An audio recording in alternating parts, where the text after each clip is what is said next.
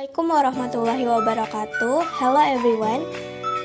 Kami dari kelompok PJOK yang beranggotakan saya sendiri, Salsabila Praditya Ayunintias, Fadila Fitrianti, dan Roger Zamot Napitupulo.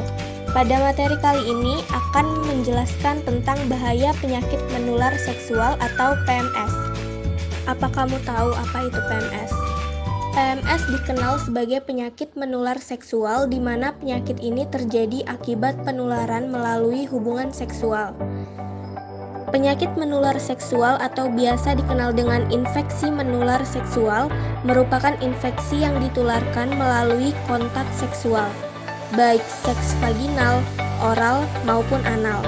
Penyebarannya pun bisa melalui darah, sperma, dan cairan tubuh lainnya. Penyakit PMS yang pertama adalah AIDS.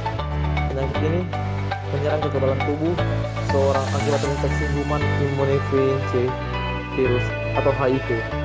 Tubuh yang terserang AIDS akan rentan terserang penyakit yang bisa menyebabkan kematian. Cara penularan AIDS yaitu dapat melalui tubuh dengan melakukan hubungan seksual dengan orang yang memiliki penyakit AIDS. Selanjutnya adalah penyakit menular seksual, yaitu gonore.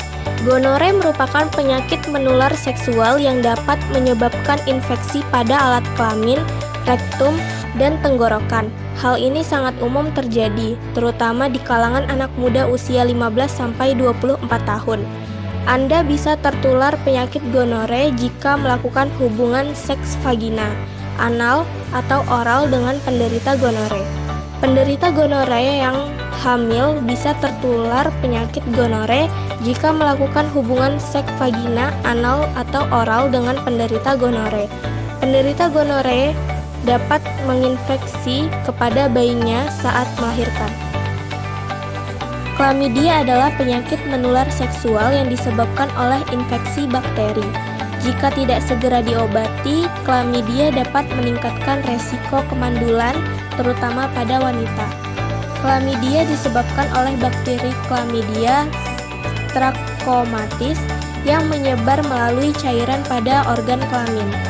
Gejala klamidia pada wanita itu contohnya yang pertama ada keputihan yang sangat berbau, yang kedua rasa terbakar ketika buang air kecil, yang ketiga sakit saat sedang berhubungan seksual dan dapat mengalami pendarahan di vagina sesudahnya. Bila infeksi sudah menyebar, penderita akan merasakan mual, demam, dan sakit pada perut bagian bawah. Adapun gejala klamidia pada pria. Yang pertama itu keluar cairan dari penis, yang kedua luka di penis terasa gatal atau terbakar, yang ketiga rasa terbakar ketika buang air kecil, yang keempat rasa sakit atau bengkak pada salah satu atau kedua buah zakar. Baik pada pria maupun wanita, klamidia yang menginfeksi dubur akan menimbulkan sakit yang dapat disertai dengan keluarnya cairan atau darah dari dubur. Selanjutnya herpes genital. Herpes genital disebut juga herpes simplex, yaitu salah satu penyakit menular seksual yang disebabkan oleh virus herpes simplex atau HSV. Virus ini dapat menular dan masuk ke dalam tubuh, seperti mulut, kulit, dan kelamin. Herpes genital dapat dikenali dengan kemunculan luka melepuh berwarna kemerahan dan terasa sakit di sekitar area kelamin. Luka tersebut dapat pecah dan menjadi luka terbuka. Penyakit ini terasa nyeri dan dapat hilang timbul, serta dapat diobati untuk mengurangi. Sifilis atau radisingan. Penyakit ini disebabkan oleh bakteri Treponema pallidum. Bakteri ini melalui kulit yang luka berkembang biak, kemudian menyebar melalui pembuluh getah, bening, dan pembuluh darah. Penyakit ini menular selama tahap primer dan sekunder, dan kadang-kadang pada awal periode laten.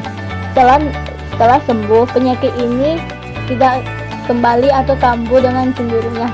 Namun, seorang dapat terinfeksi kembali jika memiliki kontak dengan luka sifilis dari orang lain. Kedua adalah HPV atau Human Papilloma Virus. Adalah nama sekelompok virus yang sangat umum. Penyakit ini tidak menimbulkan masalah apapun pada kebanyakan orang. Namun, beberapa jenis dapat menyebabkan kutil kelamin atau kanker. HPV mempengaruhi kulit. Ada lebih dari 100 jenis berbeda. Terkadang, Virus ini dapat menyebabkan pertumbuhan atau benjolan yang tidak menimbulkan rasa sakit di sekitar vagina, penis, atau anus. Anda bisa tertular HIV dari yang pertama, setiap kontak kulit ke kulit di area genital, seks vagina, anal, atau oral, berbagi mainan seks. HPV tidak memiliki gejala, jadi Anda mungkin tidak tahu apakah Anda mengidapnya. Selanjutnya lanjut trikomonasis. Trikomonasis dapat menyerang semua jenis kelamin, baik wanita maupun pria. Namun penyakit ini lebih sering menyerang wanita yang lebih tua, umurnya 40-49 tahun. Gejala trikomonasis yang umumnya dikeluhkan pada wanita antara lain: 1. Kepedihan berwarna kuning atau hijau berbusa dengan bau menusuk. 2. Nyeri saat berhubungan seksual. 3. Nyeri saat buang air kecil. 4. Nyeri panggul. 5. Rasa tidak nyaman di bagian bawah perut.